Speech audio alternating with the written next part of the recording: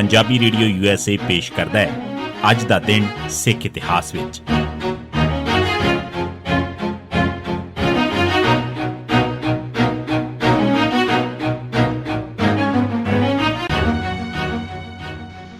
सिख इतिहास दीआं घटनावां 20 मई का दिन 1710 मुगल बादशाह बहादुर शाह नूं बंदा सिंह दे सरहंद उत्ते कब्जे की खबर मिली।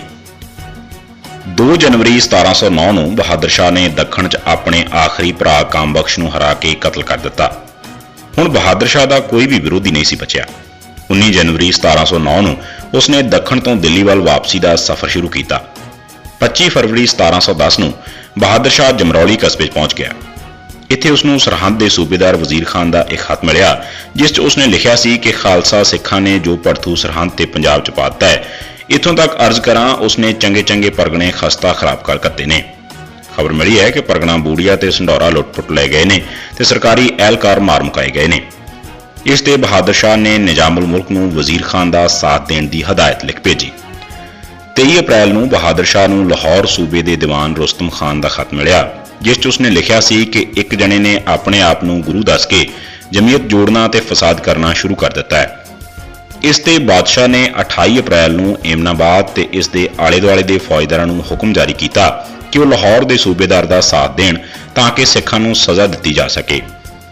12 मई नूं प्रीत राव हरकारे ने बहादुर शाह नूं दस्सिया कि एक सिख ने सरहंद अते लाहौर के इलाके च अपने आप नूं गुरु ऐलान दिता है ते उसने बहुत सारे बंदे अपने नाल इकट्ठे कर लए ने ते उसने सहारनपुर उत्ते भी हमला कर दिता है। इस ते बादशाह ने हुक्म जारी किया कि सूबेदार सिखां विरुद्ध फौरी एक्शन लैण।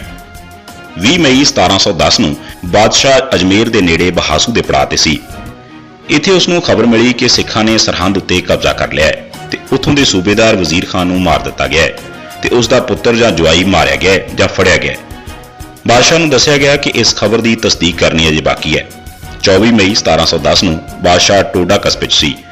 इत्थे उसनूं सरहंद उत्ते सिखां दे कब्जे ते वजीर खान दे मारे जाण दी खबर दी ताईद हुई। इस हालत च बहादुर शाह ने अंबेर, उदयपुर ते जोधपुर राजपूतां नूं बंदा सिंह विरुद्ध वरतन की सोच नाल उन्हां नाल समझौता कर लिया ते 26 मई नूं उन्हां दे गुनाह माफ करन संबंधी फरमान कौल पंजा ला के जगीरां परवाने लिख के भेज दिते। इस दे नाल ही बहादुर शाह ने आप भी पंजाब वल कूच करन दा ऐलान कर दिता। 1912 भाई कान सिंह नाभा ने महान कोश का काम शुरू किया। 20 मई 1912 के दिन भाई कान सिंह नाभा ने अपने शाहकार महान कोश की तैयारी का प्रोजेक्ट शुरू किया जो कि अज सिखां का एक अहम एनसाइक्लोपीडिया है। महान कोश तैयार करने 14 साल का समा लगा सी। इसका सारा खर्चा महाराजा भुपिंदर सिंह पटियाला ने दिता सी। उसने इस मकसद वास्ते भाई कान सिंह नूं मसूरी च एक कोठी लैके दिती सी जिसकी हुण कीमत करोड़ां च है। इस तो इलावा उन्होंने पूरा स्टाफ भी दिता गया ते इसका सारा खर्चा पटियाला रियासत ने किया। मगरों इसकी छपाई भी पटियाला रियासत वालों ही करवाई गई। 1922 बब्बरा ने पुलिस स्काउट हरनाम सिंह नूं सज़ा दी। 20 मई 1922 के दिन बब्बर अकालियां ने पुलिस स्काउट सफैदपोश हरनाम सिंह मेहदीपुर जो सरकार नूं बब्बरां अकालियां ते होर इनकलाबियां के खिलाफ सूहां दिया करदा सी ते हमला किया ते उसदियां लत्तां वड़ दित्तियां। बब्बरां दी ब्लैक लिस्ट च उसका नंबर 15वां सी। बब्बरा ने 2 महीने पहला उसनूं चेतावनी दी पर वह ना टलिया। हरनाम सिंह ते हमला करने वाले अमर सिंह वड्डा ते छोटा, हजारा सिंह, छज्जा सिंह सन। इन्हां कोल सिर्फ डांगा ते किरपाना सन, कोई पिस्तौल नहीं सी। बब्बरा ने रात नूं विहड़े दी कंध टप के उसके मूँह ते कपड़ा बन्निया ते फिर उसकी चंगी खुंब ठप्पी ते बाद विच तलवार नाल उसदियां लत्तां वड़ दित्तियां। 1923 बब्बर अकालियां ने रला सिंह ते दित सिंह कतल कीते।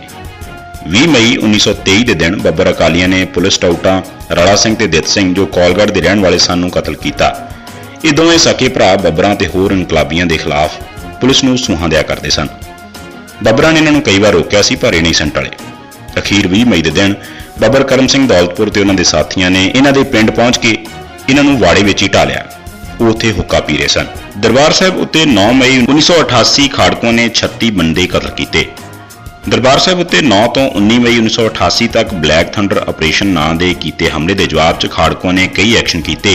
इस योजना हेठ 20 मई के दिन 36 बंदियां नूं कतल किया गया। 20 मई 1999 के दिन पंजाब पुलिस ने जसबीर सिंह जस्सी वासी मकसूदड़ा नेड़े पाए लुधियाना नूं नकली मुकाबले शहीद किया। 20 मई 1990 के दिन पुलिस ने सुखचैन सिंह चैन वासी सुखेवाल, वकील सिंह बुलट, नरिंदर सिंह वासी कौर सिंह वाला नूं नकली मुकाबले च शहीद किया। 20 ਮਈ 1991 ਦੇ ਦਿਨ ਪੁਲਿਸ ਨੇ ਸੁਖਦੇਵ ਸਿੰਘ ਪੁੱਤਰ ਸੁਲੱਖਣ ਸਿੰਘ ਵਾਸੀ ਪੰਜਗਰਾਈ ਗੁਰਦਾਸਪੁਰ ਤੇ ਸੁਖਜਿੰਦਰ ਸਿੰਘ ਪੁੱਤਰ ਅਜੈਬ ਸਿੰਘ ਵਾਸੀ ਜਾਨੀਆਂ ਨੂੰ ਸ਼ਹੀਦ ਕੀਤਾ। 20 ਮਈ 1992 ਦੇ ਦਿਨ ਪੁਲਿਸ ਨੇ ਸਵਰਨ ਸਿੰਘ ਉਰਫ ਜਹਾਜ਼ ਨੂੰ ਤੇ ਮੇਜਰ ਸਿੰਘ ਰਾਜਵਾਨਾ ਨੂੰ ਨਕਲੀ ਮੁਕਾਬਲੇ ਸ਼ਹੀਦ ਕੀਤਾ। ਸਿੱਖ ਇਤਿਹਾਸ ਦੀਆਂ ਘਟਨਾਵਾਂ 'ਚ ਇਹ ਸੀ 20 ਮਈ ਦਾ ਦਿਨ। ਸੁਣਦੇ ਰਹੋ ਪੰਜਾਬੀ ਰੇਡੀਓ USA।